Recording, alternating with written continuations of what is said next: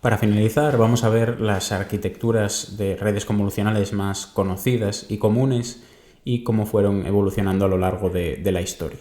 Además de las ya vistas capas convolucionales y de pooling, tenemos que saber también que una red neuronal convolucional normal y corriente, ¿vale?, que nos vamos a encontrar en la actualidad, pues tiene también un par de capas más que no hemos visto. Una capa que sería una capa ReLU, ¿vale?, que esa sí la conocéis, simplemente es una capa donde el volumen de la entrada, sea el que sea, pues simplemente se le aplica un rectificador lineal, básicamente pues es una función no lineal con esta forma, ¿vale?, por si no lo recordáis, que básicamente lo que va a hacer es para los valores que son menores que 0, es decir, los valores negativos nos los va a poner todos a 0, y los valores positivos, los que están a este lado del eje, los va a dejar exactamente como está, ¿vale? Porque por este lado es digamos de 45 grados exactos. Por tanto, para un 1 nos va a devolver un 1, etcétera, etcétera. Entonces, hay otro tipo de capas, como decíamos, que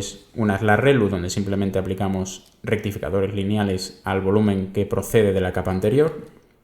Y luego estarían pues las capas totalmente conectadas que ya conocemos hasta ahora. Porque al final, como nuestro objetivo es llegar a un vector o un único número para resolver un problema de regresión, clasificación, lo que sea, pues las últimas capas normalmente tienen que ser también pues capas totalmente conectadas como las que ya hemos visto hasta ahora.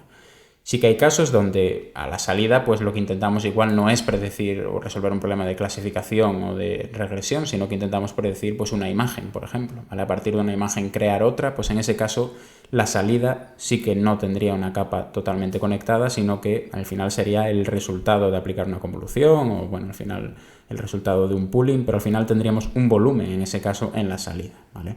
Pero bueno, en casos, digamos, normales, donde resolvemos problemas sencillos de regresión y clasificación, también tendríamos capas, o podríamos poner capas totalmente conectadas.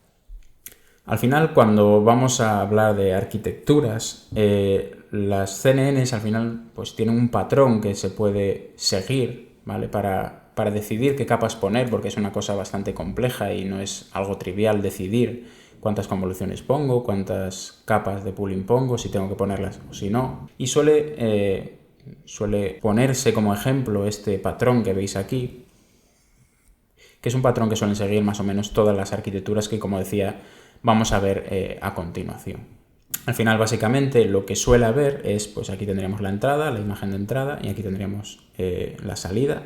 Y lo que se suele hacer, pues es crear bloques como estos que veis aquí, convolución con una capa ReLU a continuación, ¿vale? Y eso se suele repetir pues n veces, ¿vale? Ahí es el propio, digamos, diseñador de la red el que tiene que decidirlo. Y luego, ante esos bloques, esos n bloques que decidamos poner, podemos optar por poner ahí al final un pooling, ¿vale?, la operación que nosotros queramos, y a su vez esa combinación de repetición de estas dos capas y concatenar un pooling al final, eso podemos repetirlo m veces. Digamos que esto es un patrón que iremos viendo ahora que es muy, muy habitual, ¿vale? Después de eso, pues tenemos ya la parte, digamos, más tradicional, donde ya empezamos a tener capas fully connected, digamos hasta aquí es parte más convolucional y por aquí ya es parte más de capas completamente conectadas como las que conocemos tradicionalmente, ¿vale? Y aquí lo mismo, ¿vale? Podemos decidir pues si tener una capa fully connected con ReLU, ¿vale?, 1, 0 o las veces que queramos. Y al final, pues aquí, como decía, tendríamos la salida que proviene de esta capa fully connected si el problema, como digo, pues requiere de clasificación, regresión o lo que sea, ¿vale? Si a la salida también tenemos una imagen, pues en este caso esta fórmula o este patrón ya no valdría. Entonces, bueno, simplemente lo que veíamos ahí en ese patrón es que bueno, el símbolo de multiplicación indica repetir o no ese bloque, el que sea, ¿vale? Por ejemplo, pues este bloque de aquí lo repetiríamos n veces. Pooling indica, como dije, poner una capa de pooling opcional, eso ya pues dependiendo de nuestras necesidades, ¿vale? Y como valores de referencia, que como digo, esto es un patrón y no tiene por qué ser siempre así, normalmente pues la n puede ser incluso 0, ¿vale? Suele ser pues eso, mayor o igual que 0 y normalmente pues menor o igual que 3, ¿vale? Suele estar en ese rango. La m también suele ser mayor o igual que 0 y la k mayor o igual que 0 y típicamente pues menor que 3, ¿vale?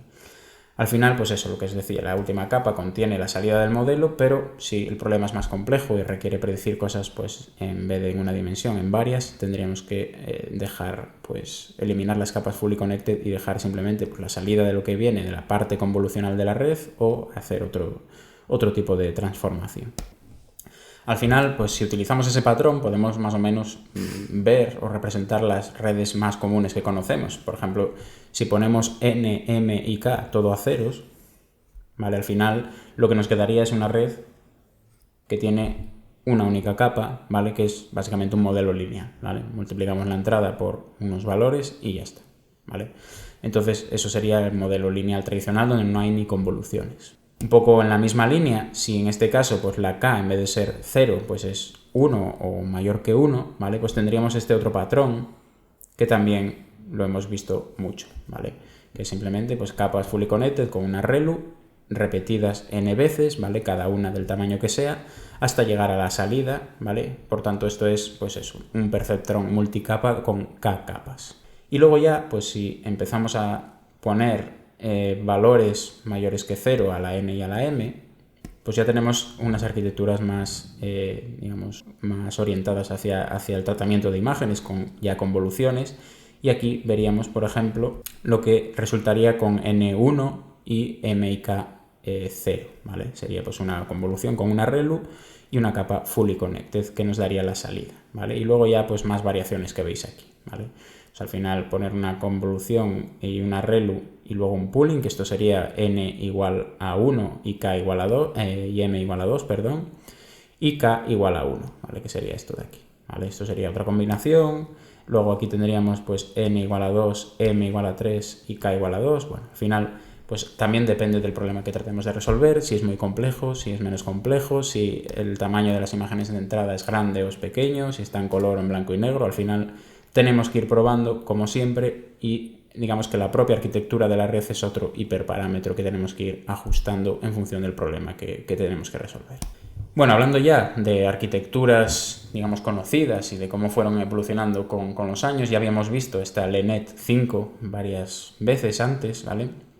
Y al final, ¿cómo está compuesta esta red? Pues al final está compuesta por una convolución y un pooling, ese bloque, multiplicado por 2, ¿vale? Porque veis que tenemos aquí esa combinación y aquí de nuevo esa combinación. Y luego tendríamos, pues, una, ¿vale? Fully connected, otra fully connected y ya estaría la salida, ¿vale? En este caso, pues no sabemos si aquí hay una relu, ¿vale? Porque no está indicado, pero probablemente sí la hay, ¿vale? Por tanto, aquí sería el otro bloque que nosotros llamamos o que multiplicamos por k, pues repetido por 2. La siguiente arquitectura que surgió después de esta LeNet, ¿vale? Mucho más adelante, es la que se conoce como AlexNet, que es también muy conocida y que ya surgió en el año 2012. En este caso, pues aquí veis representada en forma de bloques la LeNet que veíamos antes, la LeNet 5, y aquí vemos el AlexNet, ¿vale? Para compararlas y entender un poco las diferencias. Al final, pues aquí veíamos los bloques que decíamos antes, tenemos dos bloques convolución y pooling repetidos, ¿vale? Estos dos de aquí. Y luego, pues las fully connected con o sin función de activación. Y sin embargo, la AlexNet pues complicaba todo un poco más y añadía más convoluciones, ¿vale? Y si os fijáis, pues aquí teníamos 6 filtros en la convolución, en la primera convolución de la LeNet y luego 16 en la segunda. Sin embargo, la AlexNet pues ya tiene 96 filtros de un tamaño más grande, ¿vale? También pues con el paso de los años las capacidades de cómputo fueron mejorando. La siguiente convolución tenía tamaño 5×5, que también es tamaño bastante grande, pero 256 filtros. Luego 384, ¿vale? En varias convoluciones. Al final ya veis que la cosa se complica bastante más, ¿vale? Un hito importante de esta red es que ya era capaz de funcionar en varias GPUs y por tanto pues esa capacidad le permitía también tener, pues como veis, convoluciones con muchos filtros y con un tamaño bastante más grande, ¿vale? Y al final pues tenemos otra vez un bloque de capas densas o capas fully connected que al final nos llevan hasta la salida del problema que tratemos de resolver, ¿vale? En este caso ya veis que el problema no es el mismo que intentaba resolver Jan LeCun porque la salida es diferente, ¿vale? También puede ser una clasificación, pero en este caso de tamaño 1000. Otra de las redes convolucionales muy conocidas es la VGG, que al final esta red pues ya complica aún más las cosas, ¿vale? Y está compuesta por 5 bloques que ellos llaman VGG, los autores, y cada uno está compuesto de capas convolucionales y de pooling, ¿vale? Al final, en este caso, las convoluciones son pequeñas, ¿vale? Son de 3×3, estas que veis aquí, pero al final lo que vamos a tener son muchos bloques de convoluciones pequeñas concatenados, ¿vale? En concreto, 5 bloques VGG, y cada uno de ellos con varias convoluciones, ¿vale? Al final esta red, pues inicialmente la plantearon con 5 bloques, ¿vale? Pero al final pues llegó hasta tener 19 capas. Pero eso, el número de filtros se redujo a 3, como veis ahí, ¿vale? Entonces aquí veis la LexNet y aquí veis la VGG, que esto sería un bloque VGG, sería cada uno de estos que veis aquí, que en principio, como digo, pues había 5, ¿vale? Repetidos, concatenados uno detrás de otro. En este caso veis que el problema a resolver es el mismo que la LexNet, ¿vale? Este problema, que tiene 1000 clases, se conoce como ImageNet, es un conjunto muy famoso. Y bueno, existió un concurso en su día donde se buscaba, pues eso, la red capaz de obtener el mejor resultado en este dataset de ImageNet, que básicamente es, a partir de imágenes, ¿vale?, clasificar esas imágenes en 1000 clases posibles. De ahí estas salidas de tamaño 1000.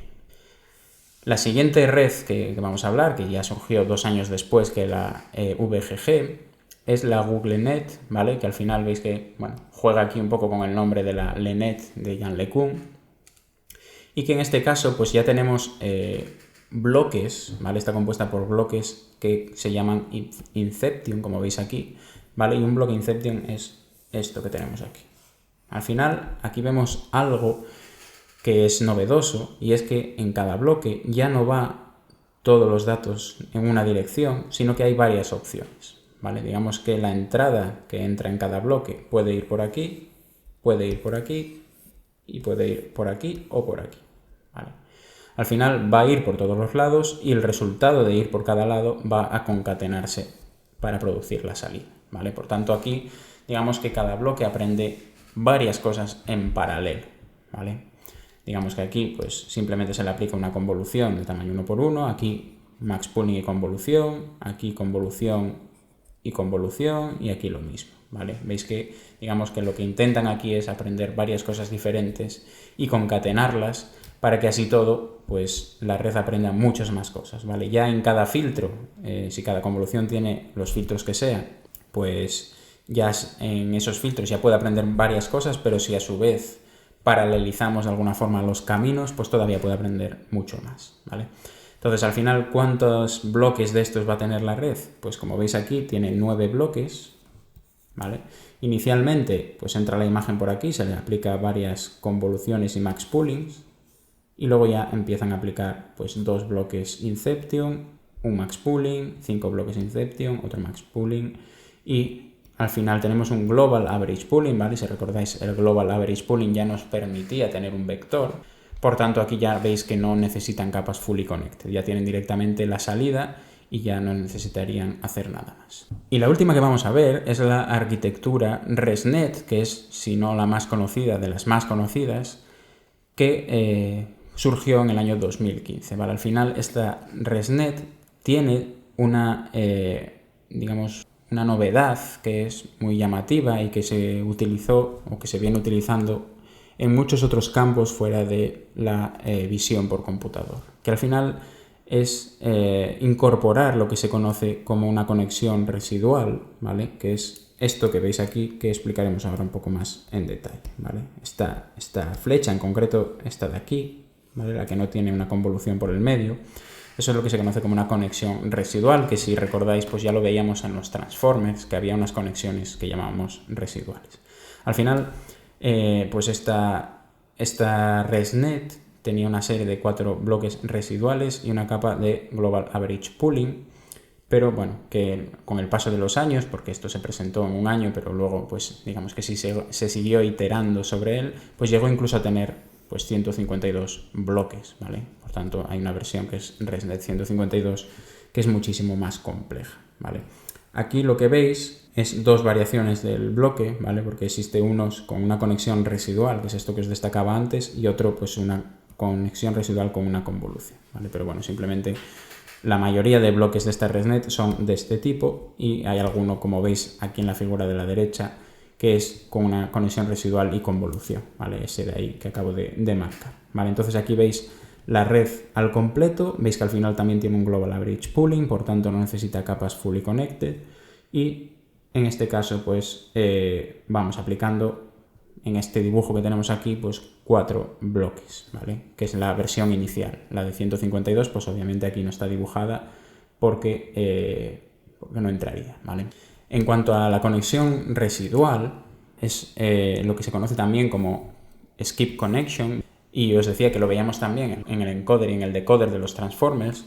Básicamente lo que permiten a los gradientes, ¿vale? Están pensados para los gradientes, es saltarse esas capas, todas estas en este caso, y atravesarlas sin que se produzca el efecto del vanishing gradient, ¿vale? Entonces es un poco permitir al gradiente saltarse esa restricción, y al final vamos aquí a, de alguna forma, saltarnos el problema del vanishing gradient y vamos a acumular o vamos a concatenar la salida de ir por este camino y la salida de ir por este otro, ¿vale? Confiando en que esto que viene de aquí nos ayude a evitar ese problema del vanishing gradient que teníamos cuando acumulábamos muchas capas o muchas operaciones de multiplicaciones de matrices, etcétera, etcétera, ¿vale? Cuando combinábamos muchas funciones juntas.